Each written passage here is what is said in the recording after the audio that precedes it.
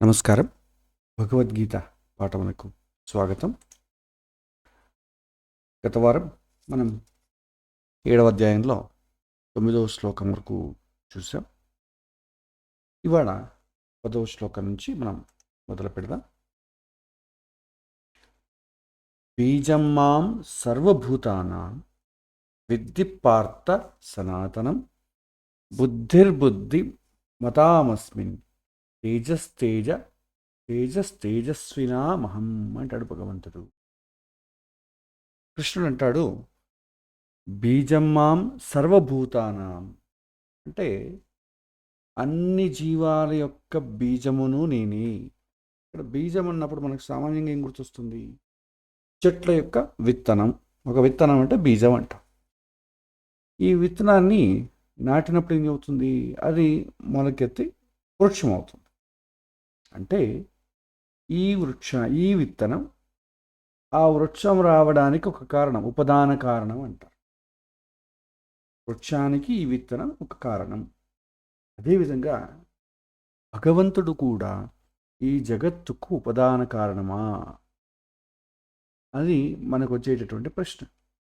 ఇప్పుడు విత్తనం వల్ల చెట్టు ఎలా వస్తుందో, భగవంతుడు కూడా విత్తనం వల్లే ఈ ప్రపంచాన్ని, వృక్షం అనేటటువంటి ప్రపంచాన్ని అతని ద్వారానే వస్తుందా అనేటువంటి ప్రశ్న.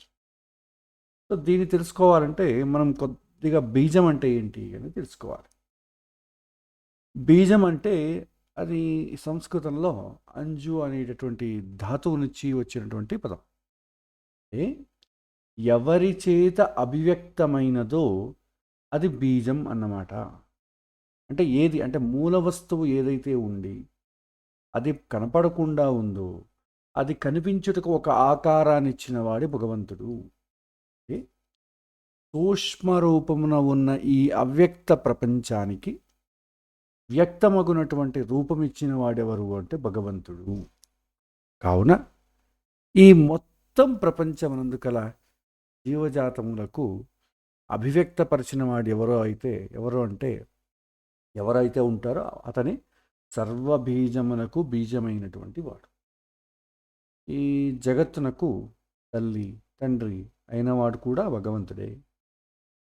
ప్రళయకాలమందు కంటికి కనిపించినటువంటి సూక్ష్మ రూపంలో ఉన్నటువంటి ఈ ప్రపంచానికి వ్యక్తమగు రూపం ఇచ్చిన వాడు కూడా సర్వభూతానాం బీజం అంటాం. అన్నిటికీ భగవంతుడే. ఇక్కడ జగత్తునందలి సమస్త జీవజాతములకు అంటే చతుర్ముఖ బ్రహ్మదేవు నుంచి మొదలుకొని వాయుదేవుడు, గరుడ, శేష, రుద్రుడు, ఇంద్రుడు మొదలైన సర్వదేవతలు, మనుషులు, వనస్పతులు మొదలైన ఇలా సమస్త జీవకోటికి దేహమునిచ్చి ఆకారాన్ని ఇచ్చి అభివ్యక్తపరిచి పెరిగేలాగా అభివ్యక్తపరిచి మొత్తం జీవజాతములకు వెనుక తండ్రి అయి నిలిచిన వాడు ఆ భగవంతుడే. ఈ ప్రపంచంలో ఏ ఏ జీవజాతములున్నాయి, ఆ జీవజాతములో గల విశేషమైనటువంటి ధర్మం ఏదైతే ఉందో, ఎక్స్క్లూజివ్ క్వాలిటీ, దానికి వెనుక ఆ కారణ పురుషుడైనటువంటి వ్యక్తిత్వ వికాసమును ఇచ్చేవాడు. వీటన్నిటికీ మూల కారణమైన భగవంతుడే అవన్నీ మనకు చేస్తాడు. ఇప్పుడు విత్తనం గురించి కొద్దిగా మాట్లాడుకుంటే, మనకున్నటువంటి మరో కల్పన ఏంటంటే, విత్తనం గురించి ఒక విత్తనం ఒక పెద్ద వృక్షమైంది అనుకోండి, పెరుగుతూ పెరుగుతూ పెద్ద మహావృక్షమైంది. వృక్షమైనప్పుడు ఏమవుతుంది? విత్తనం ఎక్కడ ఉంటుంది? విత్తనం నుంచే కదా వస్తుంది. విత్తనము తన ఆకారమును కోల్పోతుంది. ఒక విత్తనం మనం భూమిలో నాటితే ఆ విత్తనమే రూపాంతరం చెంది చెట్టు అవుతుంది. మరి విత్తనం ఎక్కడుంది? లేదుగా. అయితే భగవంతుడు సనాతనుడు. భగవంతుడు కూడా ఎలాగుంటాడా అంటే అలా ఉండదు. నేనై ఉండి ప్రపంచానికి ఆకారం ఇస్తాను అంటాడు భగవంతుడు. సనాతనుడు అంటే ఎన్నటికీ మారడు. అయితే ప్రపంచం మారుతుంది. భగవంతుడు ప్రపంచానికి వేరు ఆకారపు అభివ్యక్తాన్ని ఇస్తాడు, కొత్త శక్తిని ఇస్తాడు. దీని వలన అది మారుతూ కొత్త రూపాన్ని పొందుతూ ఉంటుంది. దీనికి కారణమైనటువంటి భగవంతుడు మాత్రం ఎన్నటికీ కూడా మారకుండా అన్ని కాలాలలో ఏకరూపంలోనే ఉంటాడు అని అర్థం. ఈ విధంగా భగవంతుడు సమస్త భూతములకు జడము, చేతము, ముక్తులు, సమస్త భూతములకు బీజము మరియు సనాతనుడు. కృష్ణుడు అంటాడు, బుద్ధిర్బుద్ధి మతామస్మి తేజస్తేజస్వి నామహం అంటాడు. ఇప్పుడు బుద్ధివంతుల్లో బుద్ధిశక్తి ఉంటుంది. ఆ బుద్ధివంతుల యొక్క బుద్ధిశక్తి ఏముందో అది నాచే ఇవ్వబడినది. ఎందుకంటే మనకు ఏదైతే జీవజాతాలు ఉన్నాయో, 84 లక్షల జీవరాశులు ఏదైతే ఉన్నాయో, అందులో ప్రత్యేకంగా మనిషికి ఇవ్వబడింది ఏంటంటే బుద్ధి, ఒక మాట. వేరే జీవులకు ఇవి లేవు. ఇవి మనిషికి మాత్రమే ఇచ్చినటువంటి అపూర్వమైనటువంటి ఆయుధాలు. ప్రతి ఒక్క జీవికి భగవంతుడు తనను తాను రక్షించుకోవడానికి కొన్ని వ్యవస్థలు అందులో పెట్టి భూమిపైకి పంపిస్తాడు. ఇప్పుడు ఒక ఏనుగనుకోండి, ఒక పెద్ద తొండాన్ని ఇస్తాడు. ఆ తొండ ఎవరైనా నీకు ఇబ్బంది కలిగిస్తే తొండంతో నువ్వు రక్షించుకో. ఆవులకు 2 కొమ్ములు, పదునైనటువంటి కొమ్ములు ఇస్తాడు. పులికి ఒక పంజా ఉంటుంది. ఇలా ప్రతి ఒక్క జీవకి ఏదో ఒక ప్రత్యేకమైనది ఉంటుంది, వ్యవస్థ ఉంటుంది.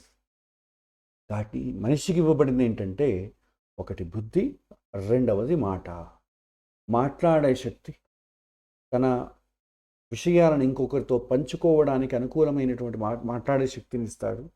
అదేవిధంగా ఆలోచించడానికి బుద్ధి ఇస్తాడు. మనిషి మాత్రమే శాస్త్రం ప్రకారం భగవంతుడు ఒక యూజర్ మాన్యువల్ ఇచ్చి ఉంటాడు. మనకు ఏదైనా ఒక ప్రోడక్ట్ కొంటే మనకు ఒక యూజర్ మాన్యువల్ వస్తుంది. ఆ యూజర్ మాన్యువల్ని ఏం చేస్తారు, దాన్ని ఎలా వాడాలి, ఎలా వాడకూడదు, డూస్ అండ్ డోంట్స్ ఉంటుంది. సో మీరు దీన్ని ఇలా వాడాలి, ఇలా వాడితే చాలా మన్నిక వస్తుంది, ఇలా వాడకండి, ఇలా వాడితే మీకు చాలా అది ఎక్కువ రోజులు మన్నిక రాదు, ఒకవేళ ఏదైనా అయితే ఈ నంబర్కు కస్టమర్ కేర్కు సంప్రదించండి అని కింద డీటెయిల్స్ ఇస్తాడు. ప్రతి ఒక్కదానికి మీరు చిన్న సెల్ ఫోన్ కొన్నా, ఒక హెడ్ ఫోన్ కొన్నా మీకు ఒక user manual, guarantee card, warranty కార్డులు అన్నీ ఉంటాయి. అలాగే ప్రతి ఒక్క జంతువుకు ఉంటుంది. కానీ మనిషి అనేటటువంటి వాడు ప్రత్యేకమైన వాడు కాబట్టి దానికి ఏమవుతుంది, ఖచ్చితంగా ఒక యూజర్ మాన్యువల్ ఉంటుంది. ఎందుకంటే మనిషికి బుద్ధి ఉంది కాబట్టి ఆ యూజర్ మాన్యువల్ చూసి ఇలా వాడాలి అని ఆలోచించగలరు. వేరే జీవులకు బుద్ధి ఉండదు కాబట్టి వాటికన్నిటికీ ఒకే ధర్మమే, పశు ధర్మం అంటాం. వాటికి యూజర్ మాన్యువల్ ఉండదు. సో వాటికి ఎలా ఇష్టం వచ్చినప్పుడు అలా ప్రవర్తించుకోవచ్చు. వాటికి ఏమి పుణ్య పాపాలు అని ఏమి ఉండవు. ఒక పులి ఒక జింకను వేటాడి చంపినా కూడా దానికి ఏం పాపం రాదు. సో ఇలాగా, ఎందుకంటే వాడికి బుద్ధి లేదు. సో బుద్ధి లేనప్పుడు విచక్షణ ఉండదుగా, ఇలా చెయ్యాలి, ఇలా చెయ్యకూడదు, వాటికి విచక్షణ ఉండవు. అని పశుధర్మం అంట. మనలో కూడా చాలామంది వాడెందుకు పశువులాగా ప్రవర్తిస్తున్నాడు, పశువు అంటే ఏంటి, బుద్ధి లేకుండా ప్రవర్తిస్తున్నాడు అని అర్థం. కానీ మనిషికి అలా కాదుగా, ఒక మాట, ఒక బుద్ధి, రెండు ఇచ్చాడు. దీనికి తోడుగా ఎలా వాడాలని ఇచ్చాడు. ఎందుకంటే మనిషి అన్ని జీవుల కన్నా కూడా విలక్షణమైన వాడు, చాలా ప్రమాదకరమైన వాడు. ఎందుకంటే వేరే జీవులకు ఏదైతే ఉపాధి ఉందో దానిని తనదిగా వాడుకునేటటువంటి శక్తి మనిషికి ఉంటుంది. పులి పంజా, పులిగూరం తీసుకొచ్చి మెడలో వేసుకుంటాడు, ఏనుగు దంతాలతో నక్షీలు చేయించుకుంటాడు, ఈ యొక్క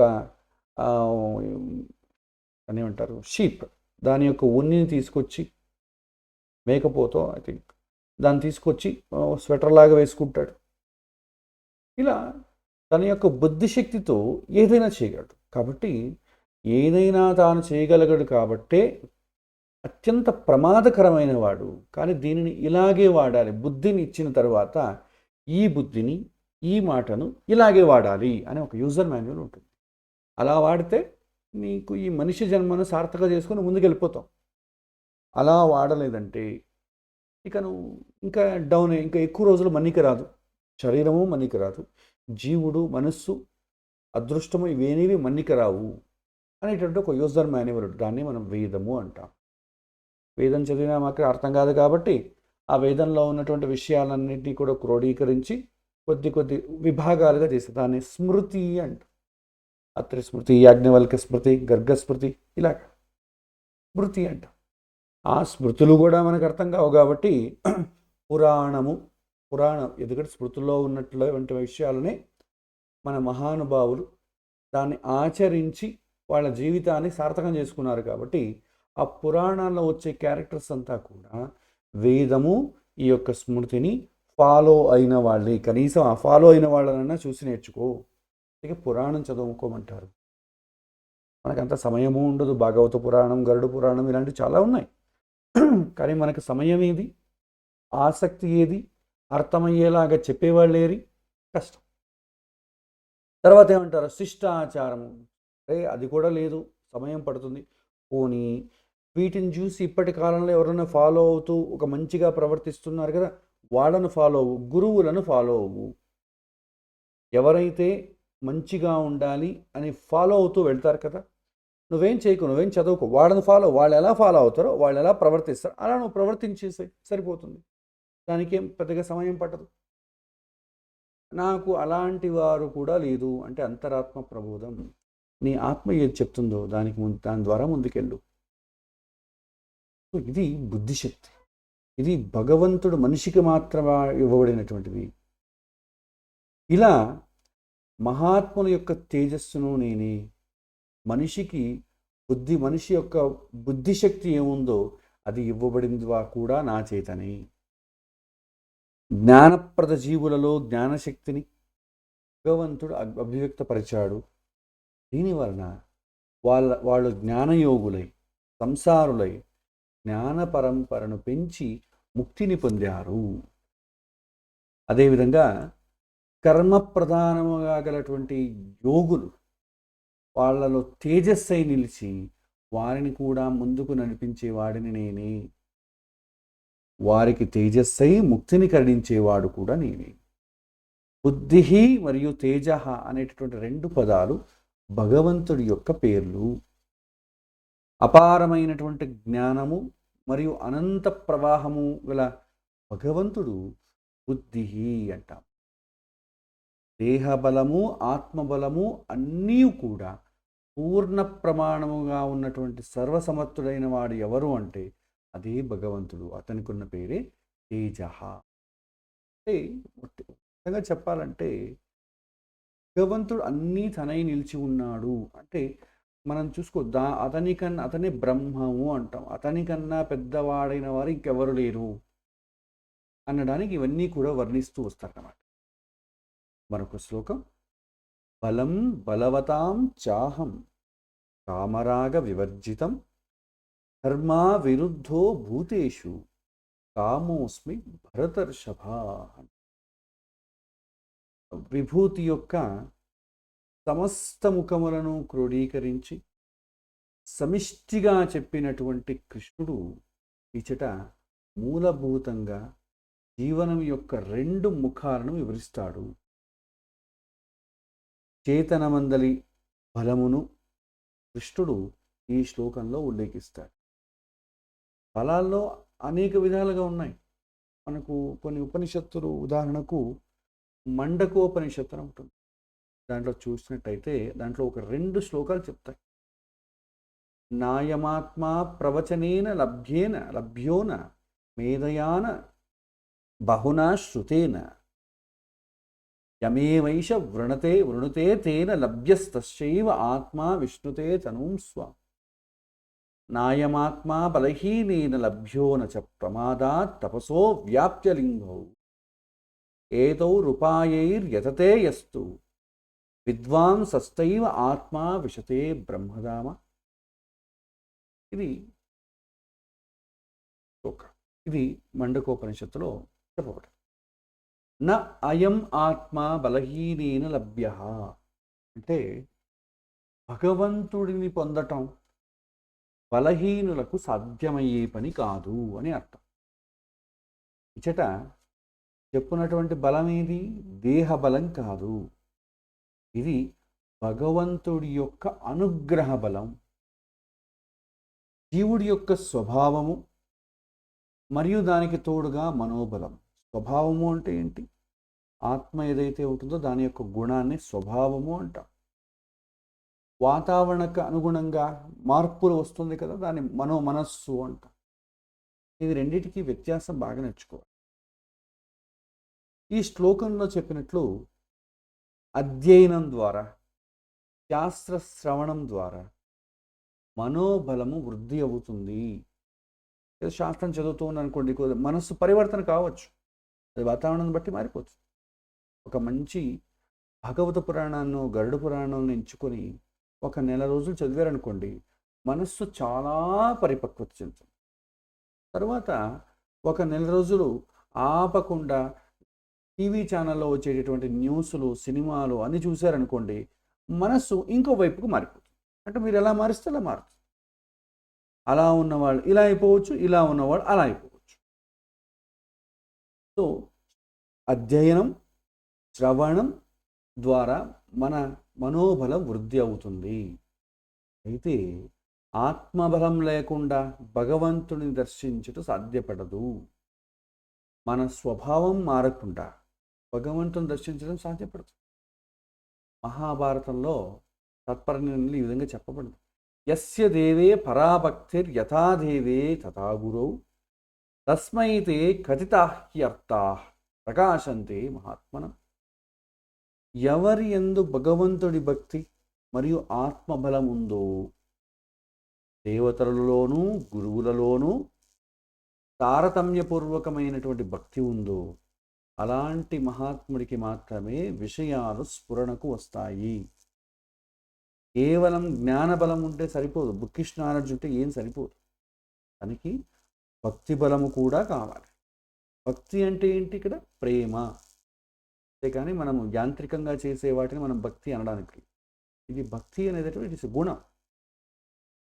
భగవంతుడి అనుగ్రహము కొరకు మనలో జాగృతిని జాగృతము చేసేటటువంటి గురువు యొక్క అనుగ్రహ బలము చాలా ముఖ్యం. ఇలా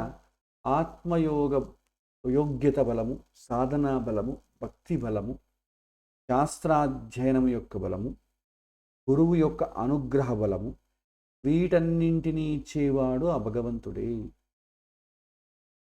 తను అనేక రూపములందు బలనామకుడై నిలిచి జీవుడి యొక్క యోగ్యతను అనుగుణంగా విశేష బలమును అనుగ్రహిస్తాడు. సామాన్యంగా బలం వెనుక ఒక దోషం ఉంటుందండి. ఎప్పుడైనా బలం వచ్చింది అనుకోండి, దాని వెనక ఏమొస్తుంది? ఒక చెడు కామం ఏర్పడుతుంది. ఇచ్చట కామము అంటే వద్దు అని చెప్పడం లేదు. కామాను ఎవరు కామ అంటే కోరికలు, దాన్ని ఎవరు వద్దనరు. భగవంతుడిని తెలుసుకోవాలి, భక్తితో శాస్త్రాధ్యయనం చేయాలి, ఇలాంటి కోరికలు మనకు తప్పకుండా కావాలి. ఏ కోరిక అయితే మనకు ధారక శక్తిగా నిలబడుతుందో అచట కామ వివర్జితుడై భగవంతుడు నిలబడతాడు. ఇచట కృష్ణుడు అంటాడు, సమస్త జీవజాతములలోనూ ధర్మమునకు విరుద్ధము కాని కోరిక యందు నేనున్నాను అంటాడు. ఇప్పుడు మనకు ఏదైనా భగవద్గీత బాగా క్షుణ్ణంగా చేసామనుకోండి, దాని వెనుక ఒక కోరిక పుడుతుంది. ఇది మనం ఇంత చేసుకున్నాం కదా, దీనివల్ల మనం ఏదైనా సంపాదించుకోవాలి, కీర్తి ప్రతిష్టలు, డబ్బు. అంతేకాని దాని ద్వారా మనం భగవంతుని తెలుసుకోవాలి అనుకునేవారు చాలా తక్కువ మంది ఉంటారు. మనం నేర్చుకున్న విద్యను ఎక్కడ ప్రదర్శించాలి, ఎక్కడ మనం వాగ్దాటిని పెంచాలి, ఎవరితో మనం పోరాడాలి, ఇలాంటివి బాగా పెరిగిపోతాయి. ఇప్పుడే సరే మనకు ఈ బలం వెనక కోరిక బాగా కండలు పెంచాడు అనుకోండి, వానికి ఏం కోరిక? అలాంటి వస్తాదుని ఎవరినైనా ఎదుర్కోవాలని కోరిక కలుగుతుంది. యుద్ధప్రియుడు బాగా యుద్ధ విద్యలు నేర్చుకున్నాను అనుకోవడానికి ఏదైనా శత్రురాజ్యం దండెత్తాలని కోరిక ఏర్పడుతుంది. ఇలాగా చెడు కామం ఏర్పడుతుంది. అలా కాకుండా ఈ శాస్త్రాధ్యయనం చేసిన తర్వాత మనకు ఏం కోరిక ఉండాలి? భగవంతుడిని తెలుసుకోవాలి, భక్తితో శాస్త్రాధ్యయనం చెయ్యాలి. ఇలాంటి కోరికలు మనకు తప్పకుండా ఉండాలి. లేకపోతే ఏమవుతుంది? అది పెద్దగా ప్రయోజనం ఉండదు. ఇప్పుడు మనం భగవద్గీత చదువుతున్నప్పుడు కానివ్వండి, ఏదైనా శాస్త్రం చదువుతున్నప్పుడు అందులో వచ్చేటటువంటి పదాలు కానీ, వాక్యాలు కానీ, పారిభాషిక అర్థాలు కానీ, అది మనకు స్వాధీనం అవ్వాల్సిన అవసరం లేదు. ఈ పుస్తకం నాకు స్వాధీనం అవ్వాలి, దీంట్లో ఉన్న విషయాలన్నీ కూడా నేను అనర్గళంగా చెప్పే స్థితిలో ఉండాలి అనవసరం. అందులో ఉన్న విషయాలు మనకి ఏదైనా ఉపయోగపడితే, అందులో ఉన్నట్టు మనం ప్రవర్తించగలిగితే, ప్రవర్తించే విధంగా మనం మనస్సు సంస్కరించబడితే అదే చాలు. అది మనకు స్వాధీనం అవ్వాల్సిన అవసరం లేదు. సో ఇక్కడ పై శ్లోకంలో కేవలం మంచి అంశాలలో ఉన్నటువంటి తన యొక్క విభూతిని కృష్ణుడు వివరించాడు. ఈ అవగాహనతో గీతను చూసినప్పుడు, భగవద్గీతను చూసినప్పుడు కొందరికి ఒక ప్రశ్న వస్తుంది. మంచిని చేయించువాడు దేవుడు, మరి చెడుని చేయించేవాడు ఎవడు? ఏదో దుష్టశక్తి ఉంటుంది. అన్నిటినీ భగవంతుడు చేయించడు అనేటటువంటి ప్రశ్న వస్తుంది. ఇక్కడ చెడు చేయించేవాడు వేరే ఉన్నాడు. ఇది ఆల్రెడీ 5వ అధ్యాయంలో 14వ శ్లోకంలో చూసాం. మధ్య మధ్యలో ఇలాంటి ప్రశ్నలు ఎదురవుతూ ఉంటాయి. మన ప్రశ్నకు కృష్ణుడు తర్వాత శ్లోకంలో సమాధానాన్ని ఇస్తాడు. ఏ చైవ సాత్వికా భావ రాజసాస్తామసాశ్చయే మత్త ఏవేది తాన్ విద్ధి నత్వహం తేషు తే మయి. అంటే ఈ ప్రపంచము అంటే అంతరంగము బహిరంగం. అంతరంగ ప్రపంచము మరి బహిరంగ ప్రపంచం. ఇది పూర్తిగా త్రైగుణ్య ఇవన్నీ ఒక్క నిమిషం. ఈ ప్రపంచం అంటే అంతరంగము మరియు బహిరంగము. అంతరంగ ప్రపంచమునందు త్రైగుణ్య భావనలున్నాయి, బాహ్య ప్రపంచమునందు త్రైగుణ్య పదార్థాలున్నాయి. మనము లోపల బయట, మనకు బయట ఏమున్నాయి? ఈ సత్వ రజస్సు తమో గుణాలకు సంబంధించిన పదార్థాలు బయట ఉన్నాయి. లోపల ఏముంది? సత్వము రజస్సు తమస్సు కలిగినటువంటి భావాలు ఉన్నాయి.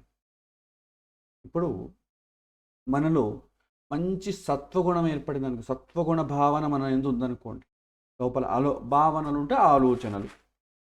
అప్పుడు మనం టీవీ పెడుతున్నప్పుడు కానివ్వండి, ఏమవుతుంది? మంచి దేవుడి ప్రోగ్రాం పెట్టు, ఎస్యూబీసీ పెట్టు. ఇప్పుడు ఉదయాన్నే అందరికీ అంతే కదా, ఉదయాన్నే అందరికీ సత్వభావనలు ఉంటాయి.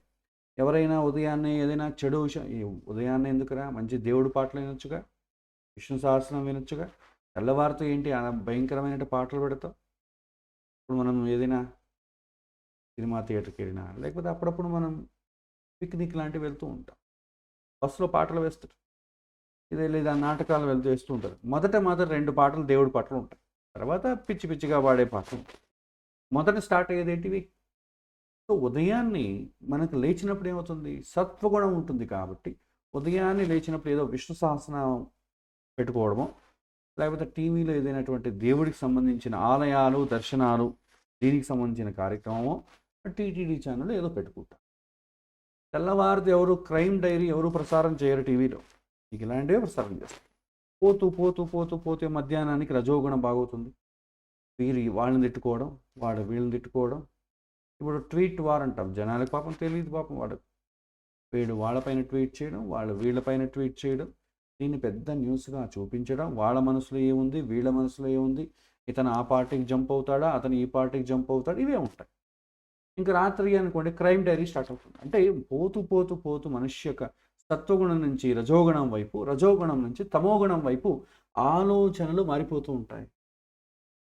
ఇప్పుడు రాత్రి అయింది అనుకోండి, రాత్రి 10, 11 అయింది అనుకోండి, ఎవరైనా టీటీడీ ఛానల్ చూస్తారా? ఒకవేళ అతని భావనల్లో అలా ఉందనుకోండి, అతను టీవీలో ఇలాంటి భగవంతుడికి సంబంధించిన తప్ప ఏం చూడు. వేరే పెడితే వద్దులే, దాన్ని అంతా ఎందుకు చూడాలి, ఏదో భగవద్గీత చదువుకున్నాం అని అనిపిస్తుంది. అతనికి రజోగుణ ఆవేశం వచ్చిందనుకోండి, అతని టీవీ ఛానల్లో చూడడు, క్రైమ్ డైరీ చూడడు, ఓన్లీ పాలిటిక్స్ న్యూస్ చూసుకుంటూ ఉంటాడు. అతనికి ఎప్పుడు తమో గుణమే ఛార్జ్ అయింది అనుకోండి, భావనలన్నీ కూడా తమో గుణమే ఉన్నాయనుకోండి, అతను ఎప్పుడు ఇలాంటి నీతి మాలినవన్నీ కూడా చూస్తూ ఉంటాడు. ఇలాగా మన లోపల 3 రకాల భావనలు ఉన్నాయి, బయట 3 రకాల పదార్థాలు ఉన్నాయి. తమోగుణమైన పదార్థమైన చూసినప్పుడు లోపల ఉన్నటువంటి తమో గుణం యాక్టివేట్ అయిపోతుంది. బయట సత్వగుణం ఉన్నటువంటి వస్తువు వ్యక్తి విషయం, ఈ మూడిట్లో సత్వగుణం కనిపించింది అనుకోండి, లోపల ఉన్నటువంటి సత్వగుణం యాక్టివేట్ అవుతుంది. మనం గుడికి వెళ్తూ ఉంటాం, గుడిలో ఏమవుతుంది, మనం సత్వగుణం ఉంటుంది. మంచి పద్ధతిగా పట్టు పంచ కండువ వేసుకొని మనం వెళ్ళాం అనుకోండి, అక్కడ మనం చూస్తే అందరికీ కలిగేటటువంటి భావనలే వేరు. స్త్రీలు కూడా మంచి చీర లాంటిది నిండుగా కప్పుకొని చాలా ఒక పద్ధతి ప్రకారం నడుచుకుంటూ వెళ్ళి దేవుడికి నమస్కరిస్తూ ఉంటే అందరికీ కూడా ఎవరికి ఏ చెడు భావనలు కలగవు. ఎందుకంటే ఆ సత్వగుణం అనేది అలా చేస్తుంది. అదే ఇప్పుడున్నటువంటి డ్రెస్సులు ఏదైతే ఉన్నాయో అర్ధనగ్నంగా వేసుకుంటూ గుళ్ళో వెళ్ళినా కూడా అక్కడ చుట్టూ ప్రదక్షిణం చేస్తున్న వారి భావనలు మారిపోతాయి. ఎందుకంటే బయటి పదార్థం తమోగుణ రజోగుణాన్ని రేకెత్తించేటటువంటి కనిపించాయి అనుకోండి, లోపల ఉన్నటువంటి తమోగుణము రజోగుణం జాగృతమవుతాయి. మనకు ఆ భావన రావు. యాక్చువల్లీ వాటిని చూసిన వెంటనే లోపల భావన మారిపోతుంటుంది, ఆలోచనలు మారిపోతాయి. అందుకే కృష్ణుడు అంటాడు, లోపల 3 రకాల గుణాలు ఉన్నాయి, భావనలు ఉన్నాయి, బయట 3 రకాల పదార్థాలు ఉన్నాయి, సత్వము, రజస్సు మరియు తమస్సు. ఈ మూడింటి యొక్క సమావేశమే ఈ ప్రపంచము. అంతరంగ ప్రపంచము, బహిరంగ ప్రపంచం, ఈ మూడిటి సమావేశమే. మట్టి తమోగుణమునికి సంకేతం, నీరు రజోగుణానికి సంకేతం, అగ్ని సత్వగుణానికి సంకేతం.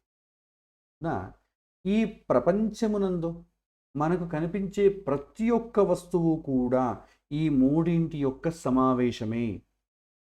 మన యొక్క అరంతరంగ భావనలు కూడా ఈ మూడిటి యొక్క సమావేశమే. మనలో ఉన్నటువంటి వర్ణ పద్ధతి కూడా ఈ మూడిటి సమావేశమే. మనలో వర్ణ పద్ధతి బ్రాహ్మణ, క్షత్రియ, వైశ్య, శూద్ర, ఇది అంతరంగ వర్ణ పద్ధతి. బహిరంగ వర్ణ పద్ధతి అంటే ఏంటి? ఇంక కులాలు, భయంకరంగా కులాలు ఉన్నాయి, వీడు మా కులము, వాడు ఆ కులము. బయటి వర్ణం అనేది జాతి, లోపలి వర్ణం అనేది మనకు వర్ణ పద్ధతి. ఇక్కడ సత్వగుణము ఎక్కువగా ఉండి రజోగుణము మరియు తమోగుణము తక్కువగా ఉంటాయి. సత్వగుణం చాలా ఎక్కువ ఉంది వాడికి. ఎప్పుడూ కూడా సాత్వికమైన భావనలు ఎక్కువ ఉంటాయి. రజస్సు తమోగుణం యొక్క ఉంటుంది, కానీ అది ఎప్పుడు కూడా బయటికి రావు, ఎప్పుడో వస్తాయి. ఇప్పుడు ద్రోణాచార్యుడు ఉన్నాడు, ఎప్పుడు తను యుద్ధరంగంలో రోజుకు 10,000 మంది చంపుతాననేటటువంటి ఒక ప్రామిస్ చేస్తాడు దుర్యోధనుడికి. అది అత్యంత తామసికమైనటువంటి గుణం. ఎప్పుడు అది యాక్టివేట్ అయింది? ఒక ఎన్నో సంవత్సరాల తర్వాత. నిజంగా ద్రోణాచార్యుని చూస్తే శిలోంచ వృత్తిలో ఉన్నవాడు. శిలోంచ వృత్తి అంటే ఎవరికి ఏ విధమైనటువంటి ఇబ్బందిని కలిగించకుండా జీవించేవాడు అని అర్థం. ఒక చిన్న చెట్టుకు కూడా ఇబ్బంది కలిగించడు. చెట్టు నుంచి పండు కోస్తే దానికి నొప్పేస్తుందని ఆ చెట్టు నుంచి రాలి పడిపోయి ఉంటాయి చూడండి పళ్ళు, దాన్ని కోసుకుని తినేవాడు. అదేవిధంగా భూమిలో ఉన్నటువంటి విత్తనాలు ఏదైతే ఉన్నాయో దాన్ని తీసుకొని దాన్ని తినేవాడు. దీన్ని శిలోంచ వృత్తి అని. అలాంటి వృత్తిలో బ్రతికినవాడు ద్రోణాచార్యుడు. తర్వాత అతనికి పెళ్ళవుతుంది, కృపితో పెళ్ళవుతుంది, అశ్వత్థామ పుడతాడు. సరే అతనైతే చేశాడు, కానీ ఇంకా పిల్లవాడికి పాలు కావాలిగా. పాలు కావాలంటే ఏం చేయాలి? మనకి ఇప్పటిలాగా డైరీలు అవన్నీ ఏమి ఉండేవి కావు. ఎవరింట్లో వాడు ఆవు పెట్టుకోవాలి, పాలు కావాలి. ఇంకోరింటికి వెళ్ళడం అనేది ఉండదు, అది భిక్షాటం చేయడంతో సమానం. అప్పుడు ఆవు కావాలంటే ఏం చేయాలి? కొనకూడదు ఆవును రాజు ఇవ్వాలి. సో రాజు దగ్గరికి వెళ్ళి ఆవును అడుగుతాడు. దుర్యోధనుడు ఆవును ఇస్తాడు. ఇంకా సంసారం పెరిగింది, అశ్వత్థామ పెరిగాడు. అతనికి మళ్ళీ పెద్దవాడు అవ్వాలంటే ఇంక డబ్బు గట్ర కావాలి కదా. సో రాజగురువు ఏం చేస్తాడు? వాళ్ళకు వీళ్ళకు పాఠాలు చెప్తాడు. వచ్చిన దాంతో సంసారాన్ని గడుపుతాడు. శిలోంచ వృత్తి నుంచి కన్వర్ట్ అయిపోతాడు, సత్వగుణం నుంచి రాజస గుణానికి వచ్చేస్తాడు. అలా ఎన్నో సంవత్సరాలు ఉంటాయి. చివరిగా యుద్ధ సమయంలో దుర్యోధనుడు అంటాడు, మీకు అర్జునుడు అంటే చాలా ఇష్టం అండి, మీరేదో స్వామి భక్తి అని చెప్పి మాతో పాటు ఉండి మాకు యుద్ధాన్ని చేకూరుస్తాను, విజయాన్ని చేకూరుస్తాననేది పెద్ద హాస్యాస్పదమైన మాట. మీరు మా వైపు ఏం యుద్ధం చేస్తారంటే అప్పుడు నా పైన నమ్మకం లేదా? రోజుకు 10,000 మందిని చెప్తాడు. ఇది అత్యంత తామస గుణం. ఇది రోజుకు 10,000 మందిని చంపాలి. ఎందుకంటే వాళ్ళకేమి వీడు శత్రువులు కాదు. శత్రువు ఎవరు? పాండవులు. కాకపోతే అక్కడున్న వాటి 10,000 మంది ఎవరు? ఏదో జీతం కోసం చేరిన వాడు. వాళ్ళని ఎందుకు చంపాలి? యుద్ధంతో తనే పాపం ఏదో యుద్ధ ధర్మంతో చంపడం వేరు. నేను పని కట్టుకుని 10,000 మంది చంపాలంటే వాడు సాయంకాలం చాలా ఫాస్ట్గా యుద్ధం చేయాలి. సాయంకాలం 5 అయింది అనుకోండి, యుద్ధం ఆపేస్తారు. అంత లోపల యుద్ధం అందరూ చావాలంటే ఎంత తామసికంగా యుద్ధం చేయాలి? అల్లు పెరుపు లేకుండా యుద్ధం చేయాలి. చాలా తామస లక్షణం. లోపల ఎంత మారిపోయింది చూడండి. సత్వగుణం చాలా ఉంది, కానీ చివరికి ఎక్కడో ఒక తమోగుణం కూడా యాక్టివేట్ అయ్యింది. అందరికీ సత్వగుణము, అందరికీ రజోగుణము, అందరికీ తమోగుణం ఎవరికీ ఉండవు. అందరికీ ఈ మూడింటి యొక్క కలయికలే ఉంటాయి. దాన్ని గుర్తించడం ఎలా? ఇప్పుడు నాలో ఏముంది? నాలో ఏ సత్వగుణం ఉందా, రజోగుణం ఉందా, తమోగుణం ఉందా? ఉంటే ఎంత ప్రమాణంలో ఉంది, ఎలా గుర్తించాలి అని మనం వర్ణ వ్యవస్థ అంటాం. ఇప్పుడు సత్వగుణం ఎక్కువగా ఉండి రజోగుణము మరియు తమోగుణం తక్కువగా ఉంటే అతని కేటగిరీ ఏంటంటే బ్రాహ్మణిక్ కేటగిరీ, బ్రాహ్మణ వర్ణము. అది ఏ జాతి వాడైనా కావచ్చు. ఇది బ్రాహ్మణ జాతి, జుట్టు పెట్టుకున్న జంజం వేసుకున్న జాతి అని అనుకోకండి.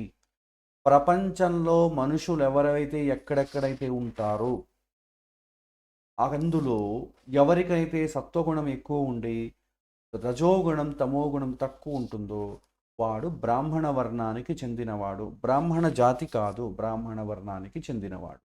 ఇక్కడ జాతి ప్రస్తావన ఎక్కడా భగవద్గీతలో ఉండదు.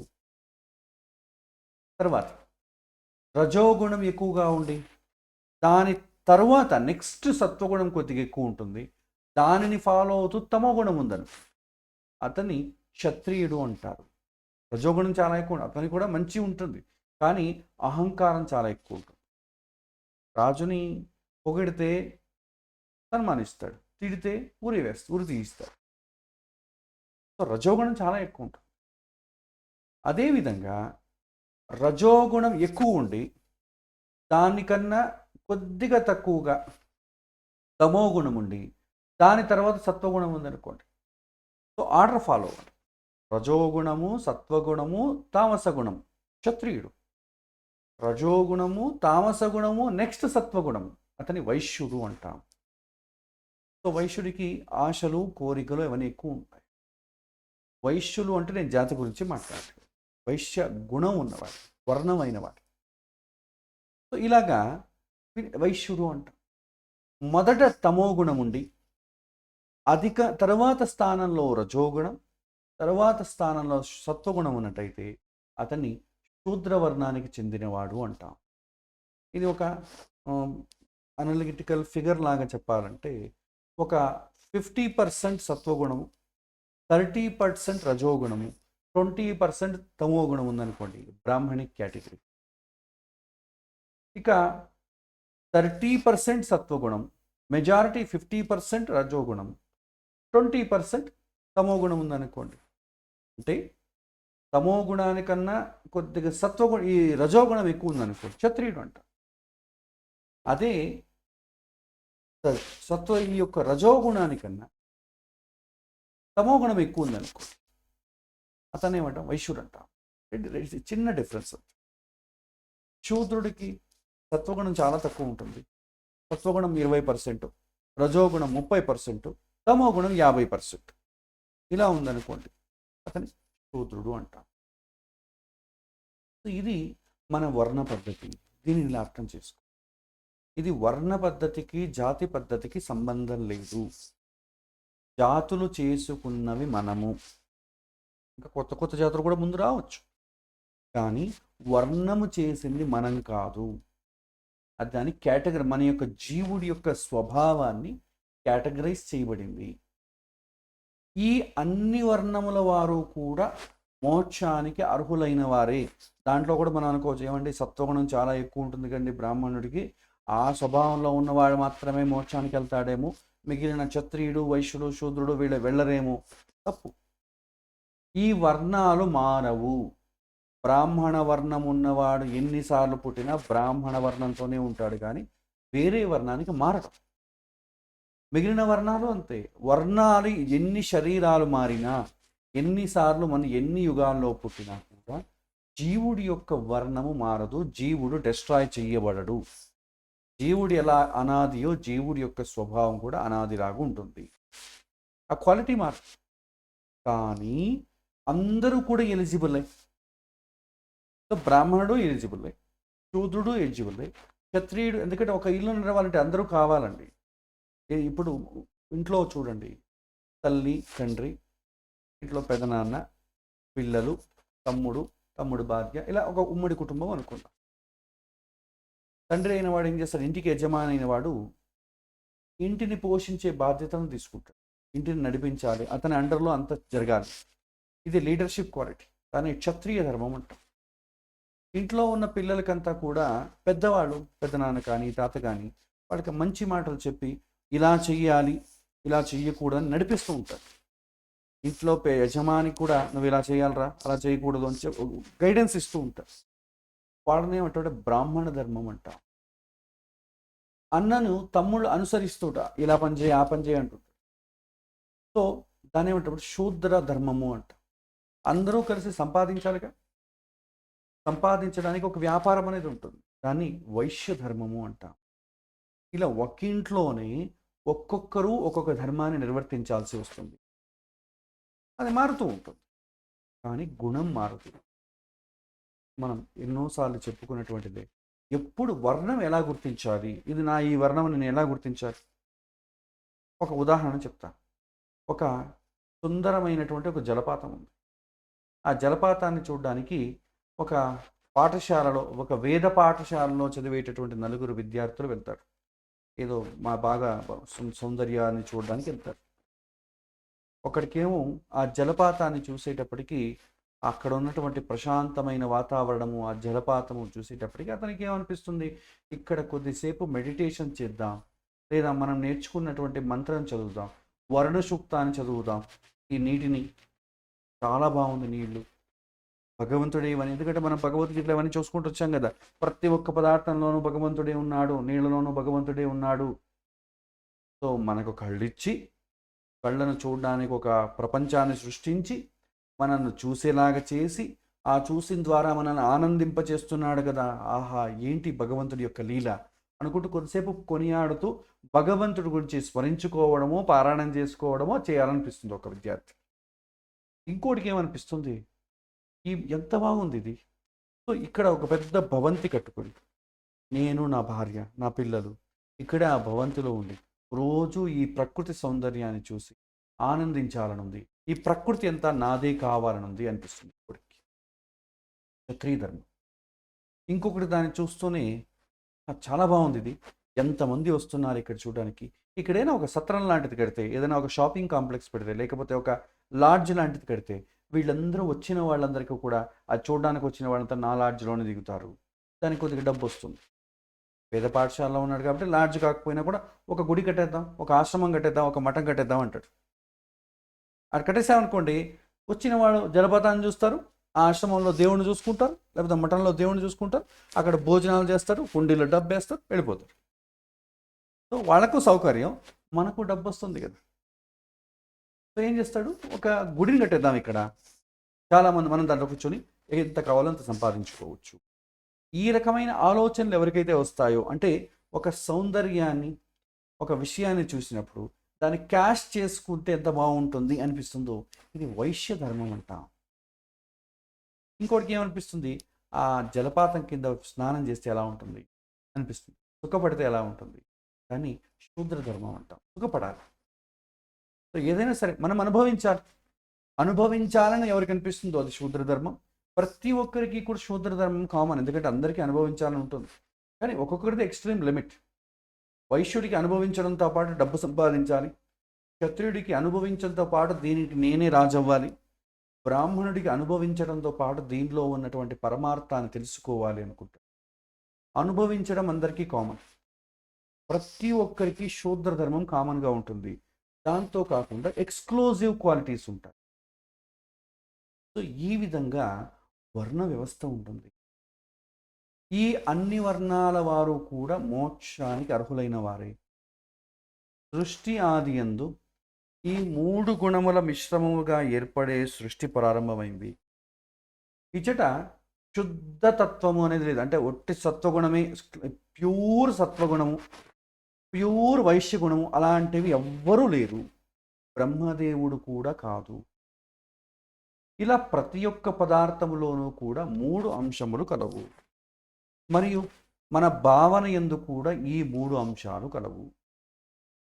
ఈ 3 గుణాల సంకీర్ణ ప్రపంచము చాలా విచిత్రంగా ఉంటుంది. అయితే అంటాడు, త్రైగుణ వర్జితుడైనటువంటి ఈ 3 గుణములను ఇచ్చువాడిని నేనే. అన్ని స్వభావములు, అందులో స్వభావం మారదు. ప్రతి ఒక్క జీవుడికి అతని యొక్క జీవ స్వభావమునకు అనుగుణంగా దానికి కావలసినటువంటి గుణ ప్రవృత్తిని ఇచ్చేవాడు ఆ భగవంతుడే. జీవ స్వభావాన్ని ఏం మార్చడు, కంట్రోల్ చేయడు భగవంతుడు, ప్రకృతిని కంట్రోల్ చేస్తాడు. ఇప్పుడు మనం 4 పాఠశాల విద్యార్థులు అనుకున్నాం. ఆ 4 పాఠశాల విద్యార్థులు ఆ యొక్క సుందరమైన జలపాతాన్ని బాహ్యంగా ఏ విధంగా అనుభవించాలనే దాంట్లో మనం నియంత్రణ చేయొచ్చు. కానీ వాడికి లోపల ఆలోచనలు వస్తాయి కదా, నేను డబ్బు సంపాదించాలి, నేను దీంట్లో ఒక భగవంతుడిని చూడాలి, ఇలాంటివి ఎవరు ఏం చేయరు. దాన్ని మార్చడానికి కుదరదు. నువ్వు భగవంతుని గురించి ఆలోచించని, అతని ఆశీర్వదించడం కుదరదు. సో ఎవరిలోనూ ఎలాంటి క్రియ కూడా భగవంతుని యొక్క ప్రేరణ లేకుండా జరగదు. క్రియ ఇంతకుముందు చెప్పినట్లు జీవుడికి స్వతంత్ర ఇచ్ఛాపూర్వకమైనటువంటి క్రియ లేదు. నహి ప్రతిబింబస్య క్రియా సహిబింబ క్రియైవ క్రియవాన్ అంటాడు. బింబమునందు క్రియ లేకుండా ప్రతిబింబమునందు క్రియ ఉండదు. అద్దం ముందు నిలుచుకున్నారనుకోండి, మీరు చేసినట్లే అద్దంలో ఉన్నటువంటి ప్రతిబింబం చేస్తుంది. మీరు చేయనటువంటి అద్దంలో ప్రతిబింబం చేసినట్టే ఏమంటాం, ఏదో దయ్యం వచ్చింది అనుకుంటాం. మనం ఎలా చేయి తిప్పితే అది చేయి తిప్పుతుంది, చేయి పైకి ఎత్తితే అది ఎత్తుతుంది. మనం ఏం చేస్తే అద్దంలో ఉన్నటువంటి ప్రతిబింబం అలాగే చేస్తాం. అలాగే భగవంతుడు ఏం చేస్తాడో మనము అలాగే చేస్తాం. భగవంతుడి యొక్క ఆధీనమై ఈ 3 గుణముల ఈ ప్రపంచము నిండి ఉన్నది. ఇది మన జీవుడు పరిపక్వము చెందిన మోక్షమునకు చేరుకున్నట్టుకు భగవంతుడు నిర్ణయించేటటువంటి ఒక పాఠశాల ఇది. భగవంతుడు త్రైగుణ్య వర్జితుడు. అతడు త్రిగుణముల నియంత్రణకు లోబడినవాడు కాదు. అందుకే భగవంతుడిని త్రిగుణాతీత విదారక పరితోతేహి సుభక్తిం కరుణాపూర్ణ వరప్రద చరితం జ్ఞాపయమేతే అంట స్తుతిస్తాం. ఈ మొత్తం జగత్తు త్రిగుణముల నియంత్రణకు లోబడి ఉన్నది. అయితే భగవంతుడు త్రిగుణాతీతుడు. ఈ 3 గుణాలకు లోబడినవాడు కాదు భగవంతుడు, త్రిగుణాతీతుడు. ఇప్పుడు మనలో చెడు ఆలోచనలు, ఇవన్నీ చెడు పనులు ఎవరు చేయిస్తారు? మరి చెడు పనులు ఎవరు చేయిస్తారంటే మన ఆలోచనలే మన చెడు పనులు చేయిస్తాయి. మన ఆలోచనలను భగవంతుడు నియంత్రించడు, మన ద్వారా జరిగే కార్యాలను నియంత్రిస్తాడు. కాకపోతే మన మనస్సుకు ఒక సత్వగుణము, రజోగుణము, తమోగుణము ఎప్పుడు ఏర్పడుతుంది? దాన్ని నియంత్రించగలడు. ఇప్పుడు ఉదాహరణకు మన కంటి ముందు మనం కూర్చొని ఉన్నాం, ఇంటి ముందు కూర్చొని ఉన్నాం, మన ముందు నడుచుకుంటూ సాధువులు వెళుతున్నారనుకోండి. సాధువులు వెళుతూ మంచి మంచి పాటలు చెప్తూ వెళ్తున్నారనుకోండి. మనలో ఉన్నటువంటి సత్వగుణం అనేది జాగృతం చెందుతుంది. వెళ్ళి అడుగుతాం, స్వాముల వారు మీరు ఎక్కడి నుంచి వచ్చారు, ఎక్కడికి వెళ్తున్నారు, ఏంటి, వచ్చి మా ఇంట్లో కాసేపు సేద తీరండి. మనలో ఉన్నటువంటి సత్వగుణం జాగృతం అవుతుంది. ఎవరు రాలేదనుకోండి, మనలో ఏమీ జాగృతం కాదు, సైలెంట్గా ఉంటాం. లేదా మన మనసులో ఏది మెదులుతుందో దాంట్లో మనం జాగృతం చెందుతాం. మనసులో మంచి ఆలోచనలు వచ్చాయనుకోండి, ప్రశాంతంగా కూర్చొని ఉంటాం. అదే మనసులో ఎప్పుడు చెడు ఆలోచనలు వచ్చాయనుకోండి, ఒత్తిడితో కూర్చున్న చోట కూర్చోకుండా, నిల్చున్న చోట నిల్చోకుండా ప్రవర్తిస్తాం. అదే మన ఎదురుగా ఒక రకమైనటువంటి మనలో కామోద్రేకాన్ని రేకెత్తేటటువంటి స్త్రీలు వెళ్తున్నారు, మనకేమనిపిస్తుంది? ఉన్నటువంటి మనసులో ఉన్నటువంటి భావనలు మారిపోతాయి. అది మన ముందు ఏదైనా జరగరానటువంటి ఒక జరిగిందండి, యాక్సిడెంట్ జరగడము, ఎవరెవరిని చంపడమో జరిగిందనుకోండి, మనలో ఉన్నటువంటి తమో గుణము యాక్టివేట్ అవుతాయి. అంటే మనలో ఏ భావనలు యాక్టివేట్ అవ్వాలన్నా కూడా మన కంటి ముందు జరిగేదే కారణము. మన కంటి ముందు ఏం జరుగుతుంది? ప్రపంచము. దీంట్లో కూడా సత్వరజ తమో గుణములతో సమ్మేళనం కలిగినటువంటి ప్రపంచం ఉంటుంది. దానిని నియంత్రించేవాడెవడు? భగవంతుడు. దానిని నియంత్రించడం ద్వారా మన లోపల ఆలోచనలు, భావనలు మారిపోతుంటాయి. మన మంచివాడిగా మారాలనుకోండి, భగవంతుడు మంచి వాతావరణాన్ని ఇస్తాడు. మనం మంచి పుణ్యం చేసుకున్నాం అనుకోండి, భగవంతుడు పుట్టించేటప్పుడు మంచి చోట, మంచి మనుషుల మధ్య పుట్టిస్తాడు. అప్పుడు మన ఆలోచనలు కూడా మంచిగా ఉంటాయి. మనం ఏదైనా పాపం చేసుకున్నాం అనుకోండి, చెడు సావాహాసాల మధ్య మనం పుట్టిస్తాడు. ఏదో ఆఫ్ఘనిస్తాన్లో పుట్టించడము, నార్త్ కొరియాలోనూ, ఇవన్నీ వీళ్ళందరికీ స్వేచ్ఛ ఎక్కడుంది? చూస్తేనే భయంకర స్థితి ఉంటుంది, భయంగా జీవించారు. అలాంటి వాతావరణం ఏర్పడినప్పుడు మన ఆలోచనలు కూడా చెడు ఆలోచనలు వస్తాయి. కాబట్టి బయట మన యొక్క అంతరంగ ప్రపంచానికి రిమోట్ ఎక్కడ ఉంది? బయట బాహ్య ప్రపంచంలో ఉంది. ఈ రెండిటిని మనము సమన్వయం చేసుకుంటూ ఈదడమే ఈ జీవనం. బయట ఎలాంటి చెడు జరిగినా కూడా దాన్ని తటస్థంగా పరిశీలించి ఇవి జరుగుతాయి, వీటికి మనం రియాక్ట్ అవ్వకూడదు అని నుంచి మన మనస్సును సత్వగుణం వైపు తీసుకెళ్ళగలిగితే అదే మన జీవన సాధన.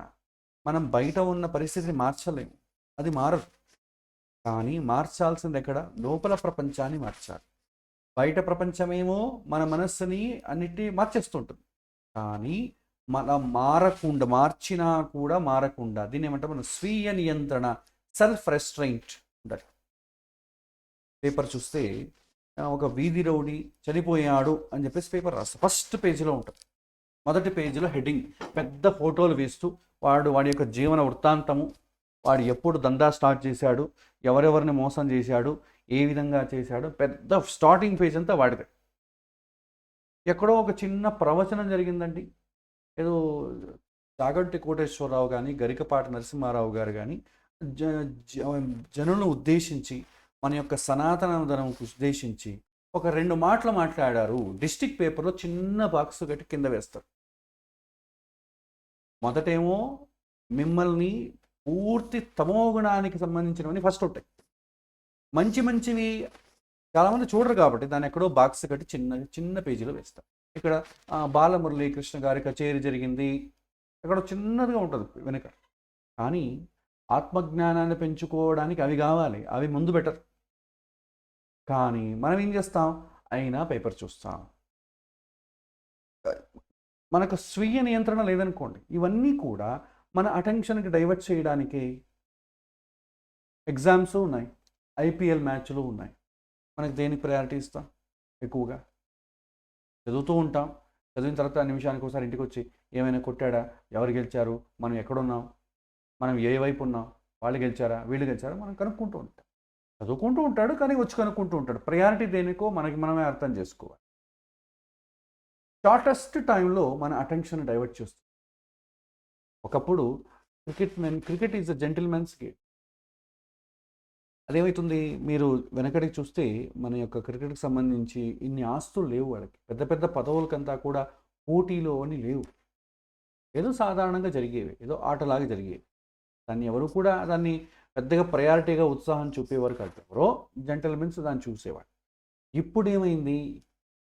అది చాలా పెద్ద ఒక క్రీడ అయిపోయింది. అసలు మనం సెల్ఫ్ రెస్ట్రైన్, మనం అసలు మొత్తం పాడైపోతాం. మనల్ని మనం నియంత్రించుకోలేని స్థితిలో ఉన్నాం. ఇలా దీనివల్ల ఏమవుతుంది? బయట ప్రపంచం ఎలా ఆడమంటే లోపలి ప్రపంచం అలా ఆడడం స్టార్ట్ అవుతుంది. దీనివల్ల మనకు కంట్రోల్ ఉండదు, స్వీయ నియంత్రణ ఉండదు, సెల్ఫ్ కాన్ఫిడెన్స్ కూడా ఉండదు. కాబట్టి మనం స్వీయ నియంత్రణ పెంచుకున్నట్లయితే బయట సత్వగుణమన్నా, రజోగుణమన్నా, తమోగుణమన్నా దానికి అనుగుణంగా మన లోపల ఉన్నటువంటి సత్వరజస్ తమోగుణపు యొక్క ఆలోచన రాకుండా కట్టడి చేయవచ్చు. బయట ఉన్నటువంటి గుణాలు లోపల ఉన్నటువంటి గుణాలను ట్రిగర్ చేయకూడదు.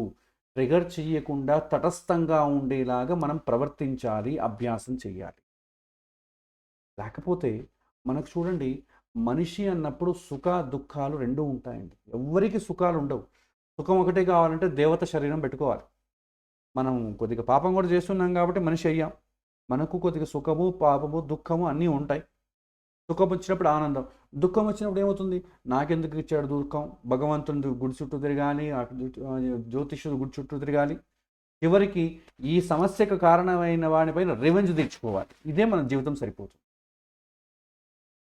సో ఇది మనం సమయస్ఫూర్తితో, మనం వివేక ప్రజ్ఞతో ఆలోచించాల్సింది. భగవద్గీత మీకేం చేస్తుంది? ఆ స్వీయ నియంత్రణను కలిగిస్తుంది. 1వ అధ్యాయం నుంచి 6వ అధ్యాయం వరకు అదే చెప్తాడు భగవంతుడు. మనస్సు ఎలా నియంత్రించాలి, ఇంద్రియాలను ఎలా నియంత్రించాలి, మన చేత పాడు పనులు చేయించేవి ఏవి? మన మనస్సే. ప్రకృతి ఎలా ఆడమంటే అలా ఆడేలాగా మనం లోపల వ్యవస్థను చేసుకున్నాం అనుకోండి, బయట చెడు వచ్చినప్పుడు మనము చెడు చేస్తాం. మరి భగవంతుడు దీనికి కారణం కాదా? ఇంత మాత్రం కాదు. ఇప్పుడు చీకటి ఉందండి, చీకటి ఉంది. చీకటిని తయారు చేసిన వాడు ఎవరు? ఎవరు తయారు చేయలేదు. చీకటిని తయారు చేయాలా? అవసరం లేదు. ఎక్కడ వెలుగు లేదో అక్కడ చీకటి అవుతుంది. వెలుగును తయారు చేసిన వాడెవరు? భగవంతుడు. మనం చదువుకున్నాం కదా, సూర్యుడిలో నేనే ఉన్నాను, అగ్నిలో నేనే ఉన్నాను. ఇంకా వెలుగు ఎక్కడి నుంచి వస్తుంది? ఆ రెండింటి నుంచే కదా. సో కాబట్టి భగవంతుడు వెలుగు తయారు చేశాడు, చీకటిని తయారు చేయలేదు. ఎక్కడ వెలుగు లేదో అక్కడ చీకటి అవుతుంది. భగవంతుడు చల్లదనాన్ని తయారు చేశాడా? చెయ్యలేదు. వేడిని తయారు చేశాడు. సూర్యుడు మరియు అగ్ని రెండు వేడి. ఎక్కడ వేడి లేదు అక్కడ చల్లబడిపోతుంది. మీకు రెఫ్రిజరేషన్ అండ్ ఎయిర్ కండిషనింగ్ మీరు చదవండి. దాంట్లో adiabatic process, how to remove the heat from the one fixed place. ఒక గది నుంచి లోపల ఉన్నటువంటి వేడినన్నీ కూడా బయటకు లాగేసి పడేస్తుంది అది. మనకు ఏసీ ముందు భాగమే తెలుసు, ఏసీ వెనక భాగం ఒక పెద్దది ఇది ఉంటుంది, కండెన్సర్ యూనిట్. అక్కడ వెళ్ళి నించుకోండి, చాలా వేడి వస్తుంటుంది, చాలా భయంకరమైన వేడి. అదేంటి వేడి? లోపల ఉన్నటువంటి వేడినంతా లాగేస్తూ ఉంటుంది అది. తద్వారా ఎక్కడ వేడి ఉండదు అక్కడ చల్లబడిపోతుంది. అది సూత్రం. మనం చదివేది వేడి గురించి. మీరు ఏసీ గురించి, ఎయిర్ కండిషనింగ్ గురించి మీకు ఇంజనీరింగ్లో వస్తుంది. దాన్ని చదివితే ఏమొస్తుందంటే మీరు వేడి గురించి చదువుతారు కానీ చల్లదనం గురించి మీరు చదవరు. చల్లదనాన్ని ఎలా సృష్టించాలి మీకు ఉండనే ఉండదు. అంత వేడి గురించే ఉంటుంది. వేడిని తీసేయి, చల్లబడిపోతుంది. మనం ఇదే విధంగా మంచి గురించే మనం చదువుకుంటాం. ఎక్కడ మంచి లేదు ఆటోమేటిక్గా చెడు ఏర్పడుతుంది. దానికి భగవంతుడు ఎందుకు రెస్పాన్సిబుల్ అవుతాడు? ఎక్కడ భగవంతుడు లేడు అక్కడ చెడు జరుగుతాయి. అవి దాన్ని ప్రత్యేకంగా సృష్టించాల్సిన అవసరం లేదు. చెడుని, డార్క్నెస్ని, ఈ కోల్డ్నెస్ని ప్రత్యేకంగా సృష్టించరు. అవి వేడి లేకపోతే చల్లబడిపోతుంది, వెలుగు లేకపోతే డార్క్ అవుతుంది, చీకటి పడిపోతుంది, జ్ఞానం లేకపోతే అజ్ఞానం ఏర్పడుతుంది. భగవంతుడు లేకపోతే, భగవంతుడు ఎందుకోసం అయితే మనం కావాలనుకుంటున్నామో ఆ భగవంతుడు లేకపోతే వాటికి విరుద్ధంగా జరుగుతాయి అంతే. ఎందుకు? భగవంతుడికి చేసిన వాడు ప్రత్యేకంగా ఒకడు లేడు. చీకటిని ప్రత్యేకంగా సృష్టించిన వాడు లేదు కాబట్టి చెడును కూడా ప్రత్యేకంగా ఎవరు సృష్టించరు. చెడు చేయమని ప్రత్యేకంగా మిమ్మల్ని ప్రేరేపించేవాడు లేడు. అలా చెడు చేయడానికి ప్రత్యేకంగా ఒకడు ఉన్నాడు అనుకోండి, అతను భగవంతుడి కన్నా పెద్దవాడు అవుతాడు. ఎందుకు? మంచివాడు తక్కువ ఉన్నారు, మంచివాడు మైనారిటీస్, చెడువాళ్ళు మెజారిటీస్. సో మెజారిటీస్ ఉన్నవాళ్ళు కంట్రోల్ చేసేవాడే పెద్దవాడు అవుతాడా, ఈ యొక్క మంచిని కంట్రోల్ చేసేవాడు పెద్దవాడు అవుతాడా? ఏది ఎక్కువ ఉంది? మెజారిటీని ఎవరైతే కంట్రోల్ చేస్తారో వాడే పెద్దవాడు అవుతాడు. అంటే భగవంతుడి కన్నా పెద్దవాడు ఉన్నాడు అని అర్థమైపోతుంది. అలా ఉండదు. కాబట్టి మన చేత చెడు చేయించేది భగవంతుడు కాదు. భగవంతుడికి, ప్రేమకు, భక్తికి ఎప్పుడు మనం దూరం అవుతాము, ప్రకృతి యొక్క మాయలో పడి చేయకూడనివని చేసి, ఏది చెయ్యాలో ఏది చేయకూడదు అని తెలుసుకోకుండా చేసి మనం చెడుదారిలో ప్రయాణిస్తామంతే. భగవంతుడు ఉన్నాడు అనుకోండి, ఇలా చేయకూడదు, భగవంతుడు వాచ్ చేస్తున్నాడు, భగవంతుడు ఇలానే చేయమన్నాడు, చేస్తాం, మనం మంచి పనులు చేస్తాం. ఇది దాంట్లో ఉన్నటువంటి రహస్యం. సో ఇవన్నీ కూడా మన జీవనంలో మనం అనుష్ఠానానికి తీసుకురావాలి. ఇవన్నీ కేవలం ఏదో వినడానికో లేదా చదువుకోవడానికో పరిమితమైందనుకోండి, దీనివల్ల మనకు వచ్చేటటువంటి ప్రయోజనం చాలా తక్కువ. ఆచరణకు పెట్టాలి. ఇందులో ఉన్నటువంటి శబ్దాలు అవన్నీ గుర్తుపెట్టుకోమని నేను చెప్పను. ఇవన్నీ తెలుసుకున్న తర్వాత అల్టిమేట్గా నేను ఏం చెయ్యవచ్చు ఇందులో, దాన్ని మాత్రం చేస్తే చాలు. మన యొక్క మనసులో ఉన్నటువంటి మన యొక్క బయటలో 3 రకాలైనటువంటి గుణాలు ఉన్నాయి, లోపల వచ్చి 3 రకాలైనటువంటి భావనలు ఉన్నాయి. ఈ 3 భావనలను మనం సక్రమంగా పెట్టుకోవాలంటే ఏం చెయ్యాలి, ఎలాంటి పద్ధతి ఫాలో అవ్వాలి, దాని గురించి ఆలోచిస్తూ ముందుకెళ్ళాలి. సో ఇది మనం భగవద్గీత నుంచి పొందగలిగేటటువంటి పెద్ద ప్రయోజనం. సో ఇవాళ సమయాతీతమైంది కాబట్టి ఇవాళ ఇంతటితో ముగిద్దాం. తర్వాత వచ్చే వారం మరిన్ని విషయాల్ని తెలుసుకుందాం. నమో నమః. హరే శ్రీనివాస.